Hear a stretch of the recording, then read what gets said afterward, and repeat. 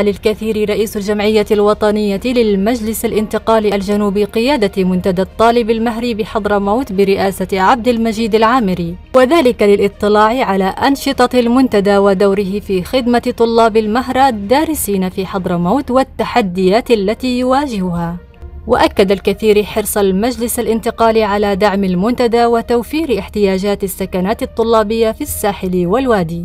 وفي سياق آخر التقى الكثير بإدارة شركة ترانزو سوفت بمدينة المكلا، واستعرض اللقاء أبرز المشاريع والخدمات التي تقدمها الشركة، وفي مقدمتها النظام المحاسبي الشامل وجهوزيته للتطبيق في عدد من المؤسسات. وأكد الكثير حرصه على دعم وتوسيع الشركة في حضرموت ومحافظات الجنوب. عقدت الهيئة السياسية في الأمانة العامة لهيئة رئاسة المجلس الانتقالي الجنوبي اجتماعها الدوري لشهر أكتوبر برئاسة الأستاذ أنيس الشرفي رئيس الهيئة لمناقشة المستجدات السياسية والأزمات الاقتصادية والخدمية.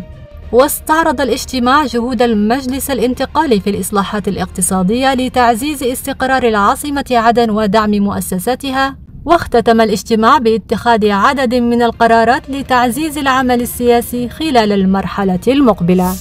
نجحت وحدات خفر السواحل في ضبط سفينتين خشبيتين أثناء إبحارهما على بعد نحو 70 ميلا بحريا غرب ميناء عدن قادمتين من ميناء جيبوتي. وخلال التفتيش عثر على 14 صندوقا يحتوي على معدات اتصالات متقدمة تضم أجهزة شبكية كبيرة من شركة هواوي الصينية غير مذكورة في بوليصة الشحن، في مخالفة واضحة لإجراء النقل البحري واللوائح الجمركية.